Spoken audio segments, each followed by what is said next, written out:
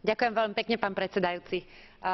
Vážené pani Ashton, kolegyne, kolegovia, je nespochybniteľné, že Irán v oblasti jadrových aktivít neplní svoje medzinárodné záväzky. Ak majú byť medzinárodné záväzky opodstatnené, ak majú mať svoj zmysel, tak potom je na mieste aj ich vymožiteľnosť a vymáhanie. Preto sa plne stotožňujeme s tým, akým spôsobom Európska únia pristúpila v oblasti sankcií k Iránu. Na druhej strane treba zdôrazniť, že tieto sankcie by mali mieriť voči čelným predstaviteľom režimu, nie voči občanom, ktorí v Iráne žijú a ktorí už majú aj tak pomerne komplikovaný život. Okrem toho, tu je aj druhý rozmer a ten druhý rozmer je diplomatický a diplomatické vyjednávania.